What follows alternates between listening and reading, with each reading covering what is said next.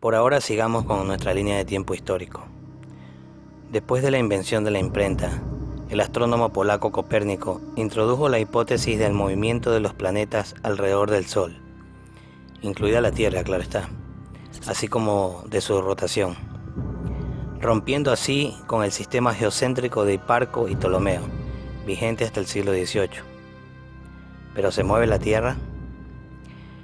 Más adelante hablaremos de ello, y no lo olvidaré, ya voy postergando 4 temas: los eclipses, la gravedad, el movimiento de la Tierra y el tema de los astronautas. Esta era turbulenta. Galileo Galilei se convirtió en el más célebre científico de Europa.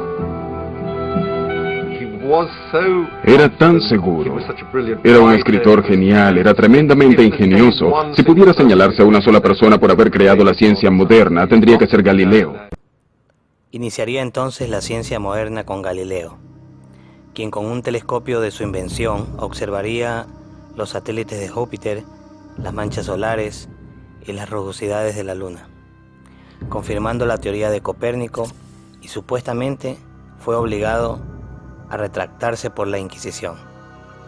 Qué curioso este Galileo, un Galileo que inventó entre comillas el telescopio para ver mejor el cosmos, y que en 1637 quedó ciego, rarísimo, ¿no? Como si hubiera justicia divina. Bueno, ¿por qué digo entre comillas que inventó el telescopio? Pues porque él no lo inventó. A los 45 años, Galileo continúa siendo un matemático mal pagado. Pero la ambición y la arrogancia le catapultan pronto a la fama y también a su perdición. En 1609, Galileo oye hablar de un catalejo, un aparato como de juguete que hace que los objetos distantes parezcan cercanos. Decidido a sacar provecho del invento, aprende rápido a fabricar lentes. En pocas semanas, llega a Venecia con un telescopio que presenta como su propio invento. Impresiona de tal forma a la marina veneciana que sus superiores le doblan el salario. Galileo no se molestó en decirles que aquel instrumento ya se estaba presentando y vendiendo en muchos otros lugares. De hecho, se llevaron una gran desilusión al descubrir que no era un invento exclusivo de Galileo. Pero, bueno, tampoco se le puede reprochar nada, simplemente fue un buen negociante. El lente de aumento era usado como telescopio ya en la época de Nimrod, de Mesopotamia. Hablamos de miles de años antes que Galileo. Es curioso que de una u otra manera siempre volvemos a las culturas antiguas en lo que respecta al conocimiento del cosmos. Razonemos, Galileo Galilei, perseguido por la Iglesia, obligado a retractarse, pero sin embargo era amigo del Papa y nombrado director de la primera Universidad Pontificia del Vaticano. Irónico, ¿verdad? Pero bueno, ¿cuál fue el aporte del Galileo a la ciencia? Irónicamente, Galileo era un devoto católico. De joven, Galileo jugueteó brevemente con la idea de convertirse en sacerdote. En su lugar ingresó a la Universidad de Pisa como estudiante de medicina en 1581. El programa de estudios de Pisa era prescrito por las autoridades jesuitas en Roma.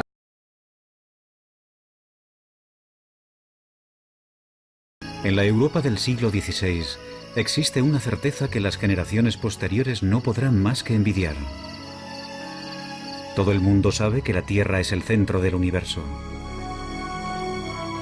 Pero esa visión tan alentadora de nuestro mundo se está empezando a resquebrajar. Y uno de los principales causantes de ello es el autoproclamado genio Galileo Galilei. Por mis observaciones he llegado a la opinión de que la superficie de la Luna no es lisa ni uniforme, como según un gran número de filósofos lo es la superficie del resto de los cuerpos celestes. Es más bien irregular, áspera y llena de cavidades y relieves.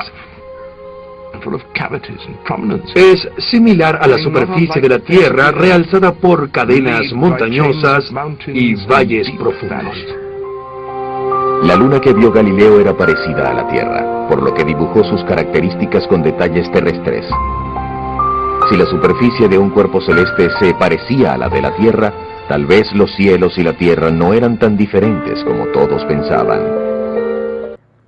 Hago aquí una pequeña pausa para decir que a Galileo se le olvidó mencionar que muchos cráteres lunares tienen formas de hexágono. Hexágonos. Curioso. Da igual, sigamos. No obstante, Galileo no se detiene. Será el primer astrónomo que observará el cielo con un telescopio y ve el universo como nunca antes se había visto. Se siente fascinado por el hecho de que el telescopio pueda abrir mundos totalmente nuevos. Realiza dibujos y diagramas con la sensación de que no lo hace lo suficientemente rápido. Noche tras noche, Galileo se afana en su trabajo y realiza un hallazgo asombroso. Descubre 4 lunas orbitando alrededor de Júpiter. La prueba de Galileo de que no todos los cuerpos celestes se encuentran en la órbita de la Tierra sirve de gran apoyo para la teoría de que la propia Tierra podría girar en torno al Sol. La Iglesia le ordena dejar de dar lecciones sobre que la Tierra gira alrededor del Sol. El nuevo Papa es un íntimo amigo. Y Galileo consigue un permiso para escribir un libro. En 1633, la Inquisición ordena arrestar a Galileo. Rendido ante lo inevitable, se arrodilla y se retracta.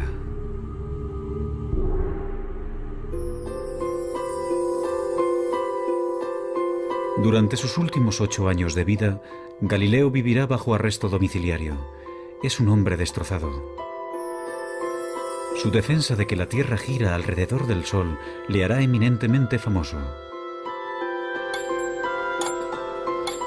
Pero para los científicos que le suceden, su mayor logro es otro.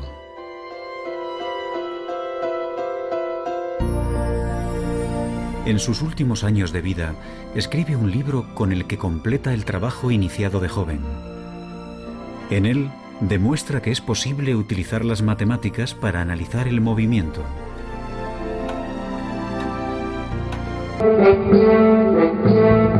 Si como un corcel que galopa, la Tierra se mueve a través del espacio, ¿por qué no sentimos el movimiento? Galileo aprovechó la paradoja de que la Tierra podía girar sobre su eje con la suficiente rapidez para causar el día y la noche sin que las personas sientan el movimiento.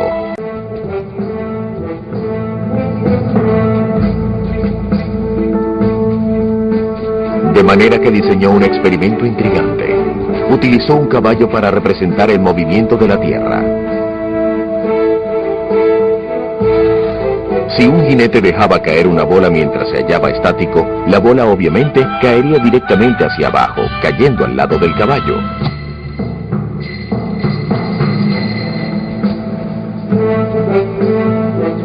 Pero ¿qué sucedería si el mismo jinete dejara caer la bola mientras el caballo va a todo galope?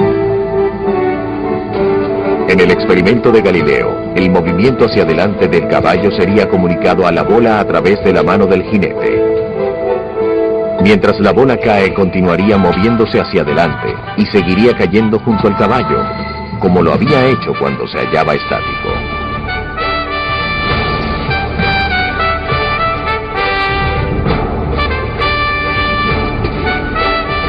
Para Galileo, cuando la bola y el caballo compartían el mismo movimiento, era como si el movimiento no existiera. Si la Tierra se estuviese moviendo, ¿podríamos ser llevados con ella sin tener conciencia del movimiento? La intuición le dice que los cuerpos no se mueven por deseos, sino por leyes matemáticas que subyacen al movimiento. Y da un paso más allá que resulta impensable. Intenta descubrirlas por medio de experimentos, algo que poca gente había hecho antes. Comienza estudiando la caída de los cuerpos. A continuación, el físico Stephen Hawking. Galileo afirma que unas observaciones sencillas, como dejar caer unos pesos desde determinadas alturas, demuestran que las cosas no funcionan como habían dicho los antiguos griegos. Mucha gente debía de haberse dado cuenta de ello, pero habían llevado a cabo observaciones imperfectas. Por primera vez en la historia, Galileo empieza a establecer unas leyes básicas del movimiento, tales como el hecho de que la velocidad viene determinada por el tiempo y la aceleración. Una de las genialidades de Galileo consistió en reducir la aceleración de la gravedad. Se fabricó un plano inclinado para dejar caer por él una bola. De esa manera se podía observar claramente cómo un cuerpo coge velocidad a medida que desciende, así que él introduce el concepto de aceleración. A nosotros nos parece muy obvio y lógico, pero supuso un avance matemático clave, entender el movimiento en esos términos. Por ser el primero en utilizar experimentos, más tarde Albert Einstein lo llamaría el padre de la física moderna. Galileo abrirá el camino que después seguirán Newton y Einstein. La búsqueda de las leyes matemáticas que se esconden tras cualquier movimiento. Pero sus avances son lentos. No se publicarán hasta el final de su vida.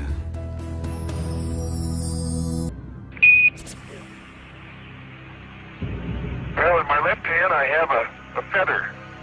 In my right hand a hammer. And I guess one of the reasons we got here today was because of a gentleman named Galileo a long time ago, who made a rather significant discovery about falling objects in gravity fields. And we thought that where would be a better place to confirm his findings than on the moon. And so we thought we'd try it here for you. The feather happens to be appropriately a falcon feather for our falcon. And I'll drop the two of them here, and hopefully they'll hit the ground at the same time. How about that? Mr. Galileo was correct in his findings.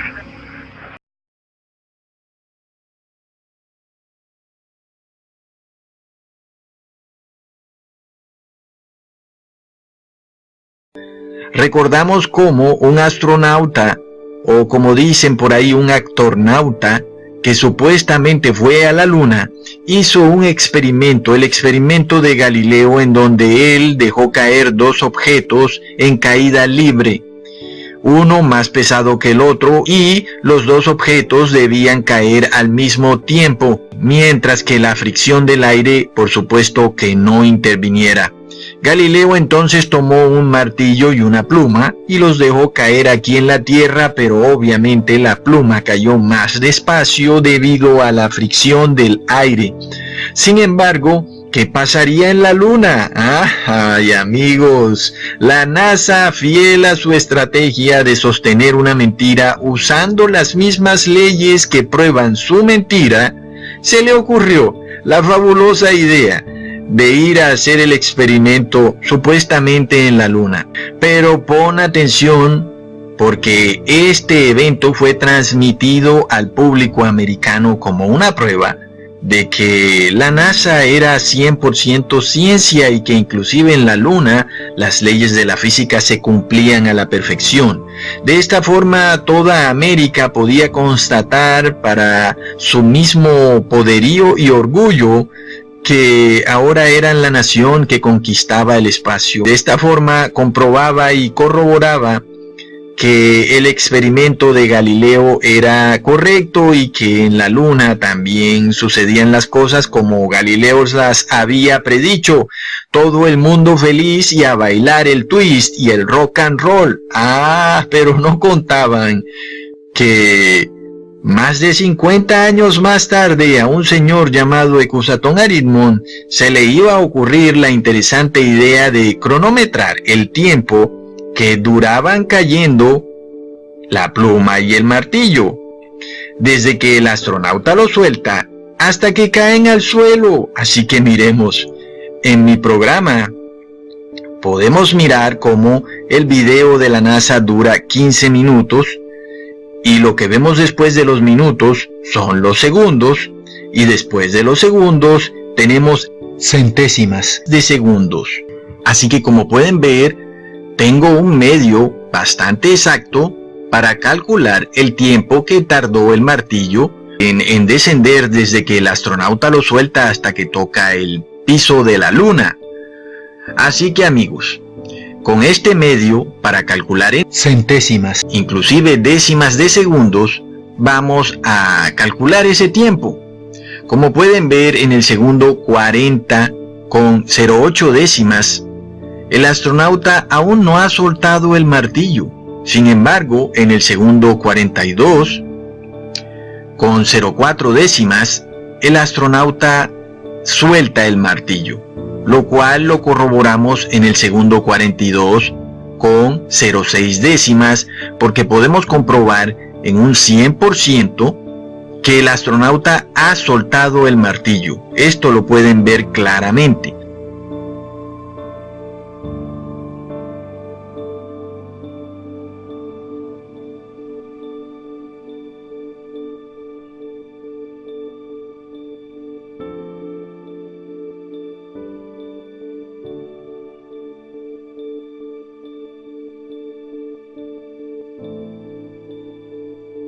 Así que podemos decir que entre la décima 04 y la décima 06, el astronauta soltó el martillo, así que podemos decir que lo soltó en la décima 05, a los 42 segundos con 0,5 décimas.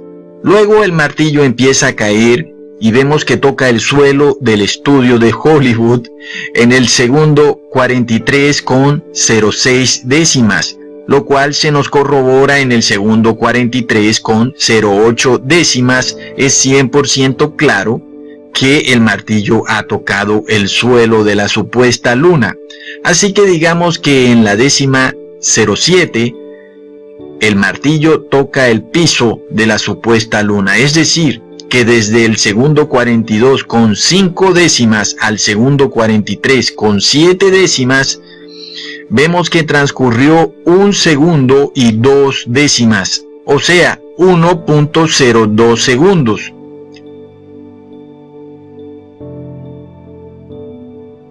Pero ¿para qué se le ocurriría a alguien medir el tiempo que dura cayendo ese martillo en la supuesta superficie lunar? Verán amigos, la misma ciencia nos va a probar que lo que ven nuestros ojos es completamente falso, y nos va a demostrar que los supuestos científicos de hoy en día no son más que unos brujos adoradores del sol. Así que tenemos una fórmula, una pequeña formulita, que nos va a permitir calcular nada más y nada menos la altura desde la cual fue soltado ese martillo. Y esta fórmula, amigos, es altura igual a la gravedad por el tiempo que transcurrió elevado al cuadrado, y todo eso dividido entre 2. Siendo así las cosas, oh no amigos, esta gente no tiene más para dónde coger. Es decir, la misma ciencia va a probar este gran engaño. Es una gran ironía, y la ironía no tiene límites para esta gente.